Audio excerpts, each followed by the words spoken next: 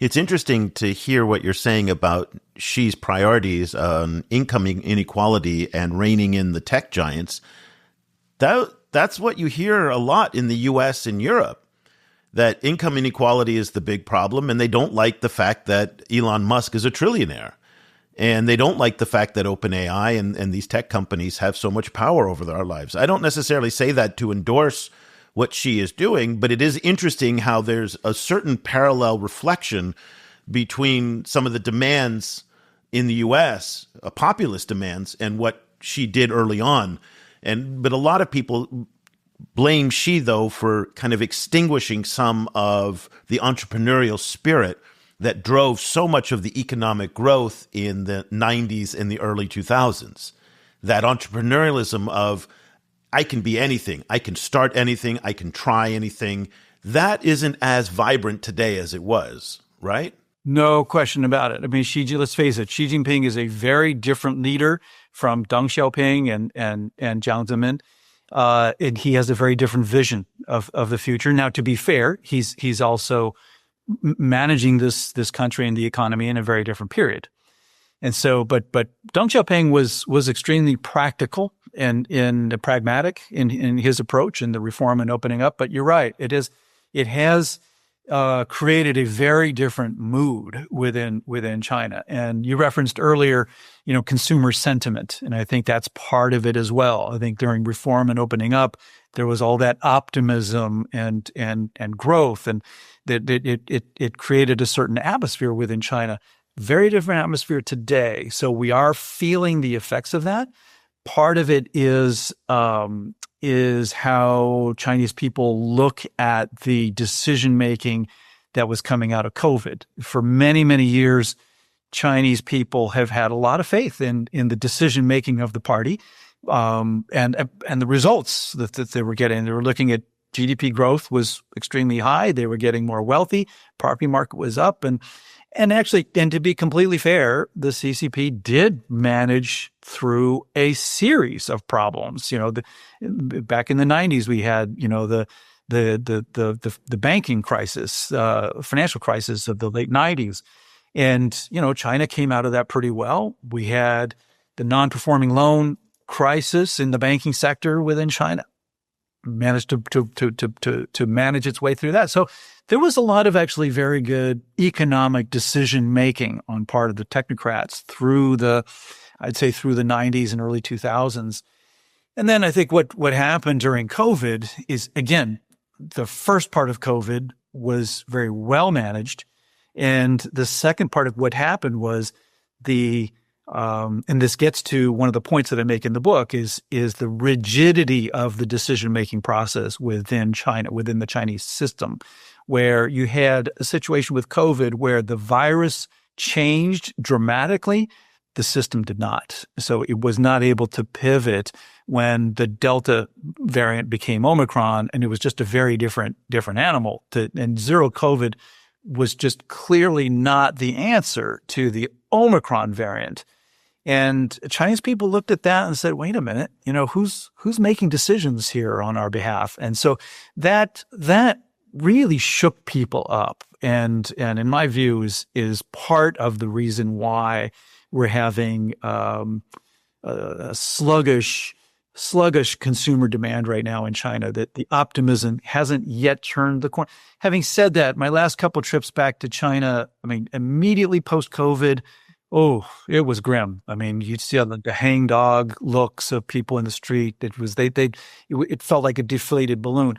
My last couple of trips back to China, I'm starting to feel that it's coming back, but it's not roaring back. And so it's not roaring, but it's not down. I don't feel the same heaviness in China that I feel in the U.S. and Europe right now in terms of the politics and the mood of people. There's certainly unease because of the economy, but the political divisions in the United States weigh heavily on people. That same dynamic isn't there. Correct. Let's talk about the economy in these consumers. After COVID, advisors to Xi went to him and said, listen, if this is our moment now to invest heavily in the public healthcare system, and by investing heavily in the public healthcare system, we will free up so much of the savings that people have in the bank account. So I always like this the saying that Americans and Chinese, for the most part, the average American and the average Chinese family live one healthcare disaster away from poverty, something that we have in common with one another.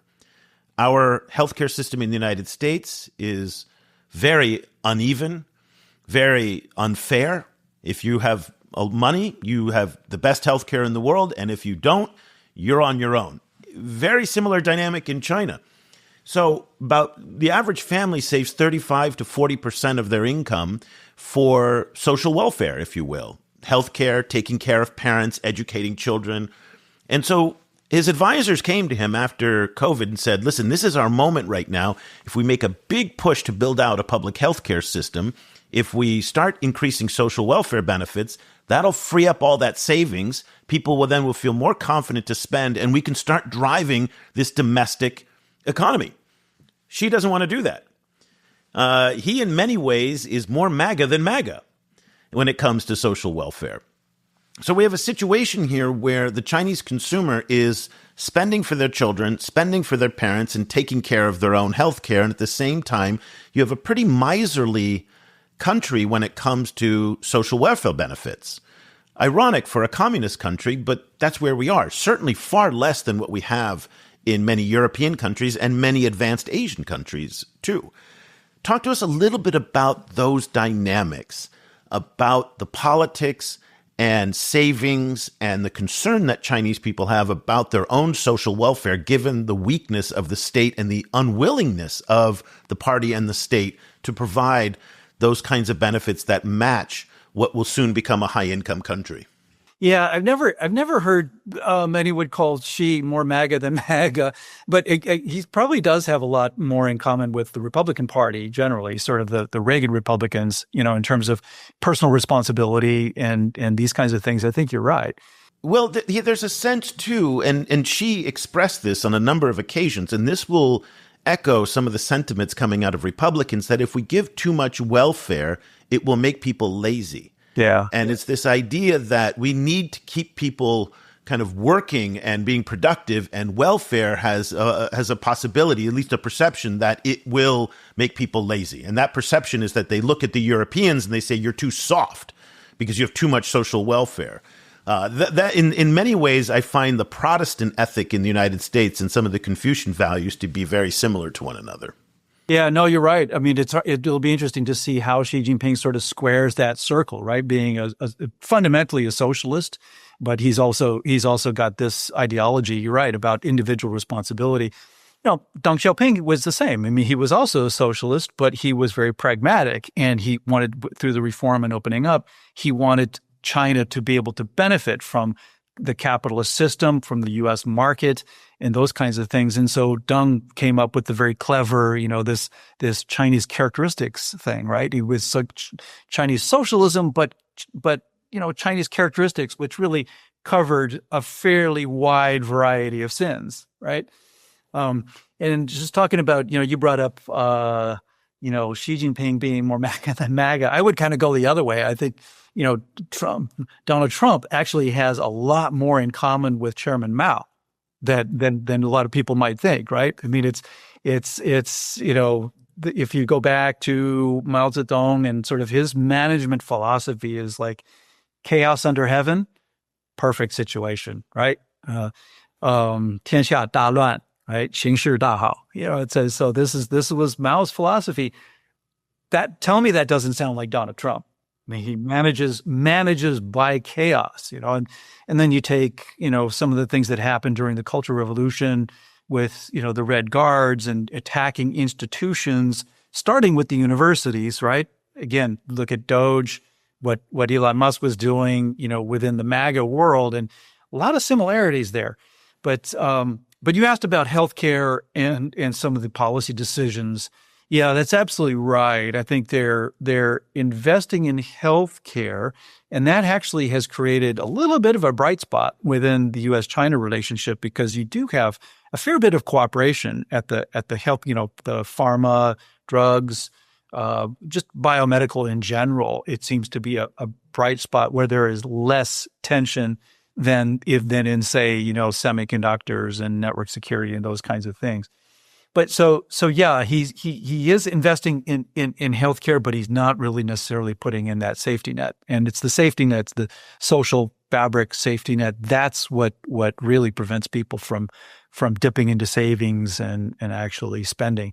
And part of it is culture. I mean, the Chinese parents, right? They'll spend like drunken sailors when it comes to putting money into their children. But they don't like to buy things. They like to save, and so part of that is cultural too. Whereas the U.S. society is the exact opposite, right? We live on credit card debt. Yeah, there's this sense in the United States, and this is our optimism as a people, that tomorrow is going to be better than today. So I can buy this TV because I'm going to get a better job tomorrow. I'm going to get a raise tomorrow, and I'll earn money to pay this off. That's our confidence. It may be misguided because we now have more than $1 trillion in credit card debt, but that's it. But a lot of Chinese, and I live in Vietnam, and it's the same ethic in Vietnam, tomorrow may not be better than today.